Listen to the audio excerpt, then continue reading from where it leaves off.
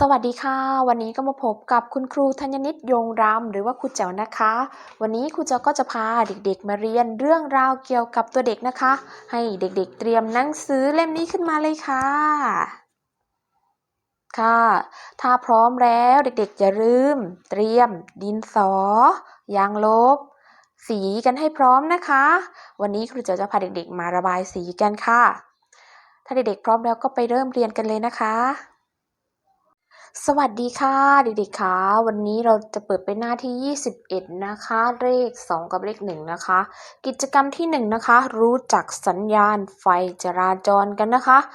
สนทนาลักษณะและความหมายของสัญญาณไฟจราจร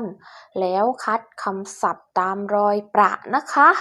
สัญญาณไฟจราจรนะคะสัญญาณไฟจราจรภาษาอังกฤษอ่านว่า traffic light นะคะ T R A S F I C L I G H T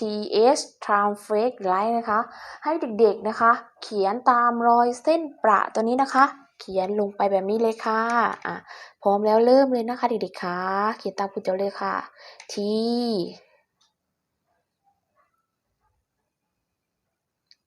R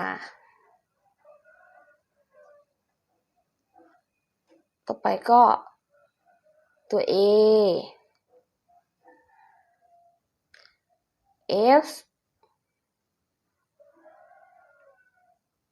F นะคะเสร็จแล้วก็ตัว I C L I นะคะแล้วก็ตัว G นะคะ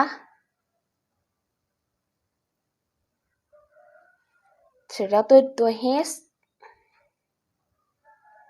T S นะคะ time freak light นะคะค่ะแล้วให้เด็กๆมาดูอีกด้านหนึ่งนะคะเด็กๆขามาดูสิคะว่าสัญญาณไฟจราจรเนี่ยนะคะมีกันทั้งหมดกี่สีนะคะสัญญาณไฟจราจรของเรานี้มีทั้งหมด3สีนะคะได้แก่สีแดงสีเหลืองสีเขียวนะคะเด็กๆเคยสังเกตไหมคะว่าไฟจราจรแต่ละสีนี้มีหน้าที่อะไรกันบ้างคะหรือไม่เด็กๆก็เห็นไหมคะหน้าปากซอยของเราเนี่ยมีสัญญาณไฟจราจรอยู่นะคะหรือว่าเวลาที่เด็กๆซ้อนรถไปกับคุณพ่อคุณแม่นะคะผ่านตรงช่วงสัญญาณไฟจราจรเด็กๆก็สามารถมองดูได้เลยนะคะว่ามีทั้งหมด3สีนะคะได้แก่สีแดงให้เราหยุดรถนะคะสีเหลืองให้เราเตรียมหยุดนะคะส่วนสีเขียวนี่นะคะเป็นสัญญาณให้รถผ่านไปได้นะคะเด็กๆคะเด็กๆอย่าลืมสังเกตนะคะถ้าเกิดเด็กๆขี่ผ่านตรงที่มีจุดสัญญาณไฟจราจรเด็กๆสามารถมองดูได้นะคะว่าสัญญาณไฟจราจรแต่ละสีนี้มีความหมายอย่างไรกันนะคะเด็กๆคะแล้วเรามาดูข้อที่2ข้างล่างตรงนี้เลยนะคะวาดภาพสัญญาณไฟจราจรตามรอยประระบายสีให้ถูกต้องแล้วโยงเส้นจับคู่สัญญาณไฟกับข้อความที่สัมพันธ์กันนะคะเด็กๆเห็นภาพนี้ไหมคะนี่ค่ะ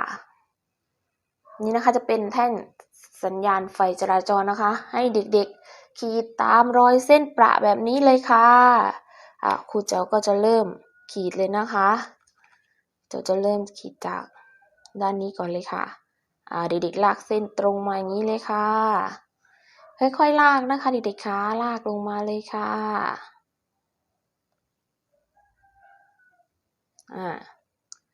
แล้วก็ลากข้างบนนี้นะคะ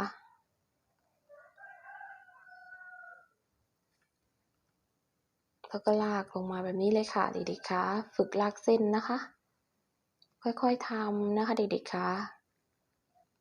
ลากขึ้นมาแล้วก็ลากด้านล่างต่อเลยค่ะ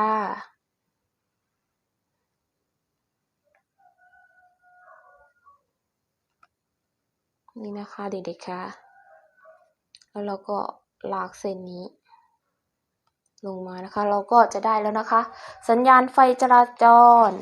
เสร็จแล้วให้เด็กๆระบายสีนะคะเด็กๆคะนำสีขึ้นมาเลยค่ะเริ่มจากสีแดงนะคะระบายเลยค่ะระบายให้เหมือนในภาพนะคะเด็กๆคะเริ่มใช้สีแดงระบายก่อนเลยค่ะ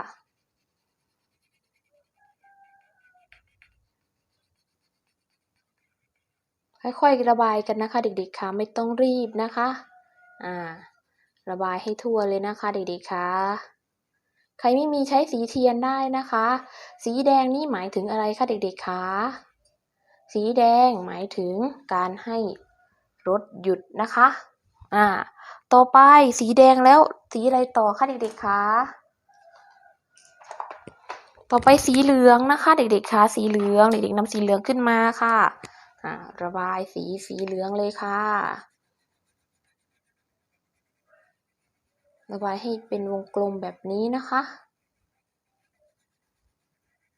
ใครที่ไม่มีใช้สีเทียนได้นะคะเด็กๆคะสีเหลืองมีความหมายอย่างไรคะสีเหลืองมีความหมายให้รถเตรียมหยุดใช่ไหมคะเด็กๆคะต่อไปเป็นสีอะไรคะสีเขียวใช่ไหมคะเด็กๆคะสีสุดท้ายสีเขียวหมายถึงให้รถผ่านไปได้ใช่ไหมคะเด็กๆนำสีเขียวมาระบายในวงกลมนี้ค่อยๆระบายกันเลยนะคะเราก็จะเริ่มได้สัญญาณไฟจราจรกันแล้วนะคะใกล้จะสำเร็จกันแล้วนะคะให้เด็กๆค่อยๆระบายแบบนี้นะคะอย่าระบายออกนอกเส้นนะคะเด็กๆคะค่อยๆทำเองนะคะ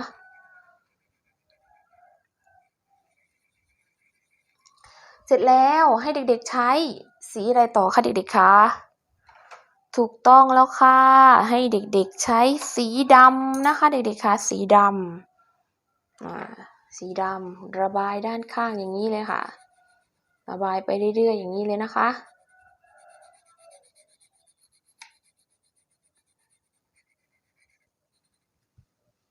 ระบายไปเรื่อยๆเลยค่ะค่ะเด็กๆคะในเมื่อเด็กๆระบายเสร็จแล้วก็จะได้ในลักษณะแบบนี้นะคะให้เด็กๆนะคะโยงเส้นจับคู่ภาพให้ถูกต้องนะคะเรามาดูสิคะว่าสีแดงหมายถึงอะไรคะเด็กๆคะใช่แล้วค่ะสีแดงหมายถึงให้รถหยุดนะคะให้เด็กๆลากเส้นเลยค่ะลากเส้นนี้นะคะมาตรงที่สีแดงเลยค่ะฝึกลากเส้นเลยนะคะมาดูสิคะว่าสีเหลืองหมายถึงอะไรคะสีเหลืองนี้หมายถึง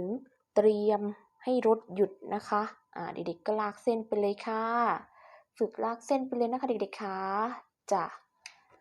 แล้วสุดท้ายนี้หมายถึงอะไรคะสีเขียวสีเขียวหมายถึงให้รถผ่านไปได้ใช่ไหมคะเด็กๆก็ลากเส้นเลยค่ะ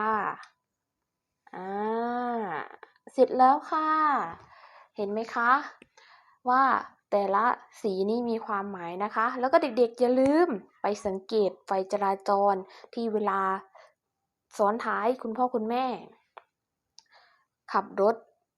ไปเที่ยวแล้วก็เจอสัญญาณไฟจราจรเด็กๆอย่าลืมสังเกตกันนะคะแล้วเราเจอกันใหม่ในคลิปหน้านะคะคลิปนี้ขอลาไปก่อนค่ะสวัสดีค่ะ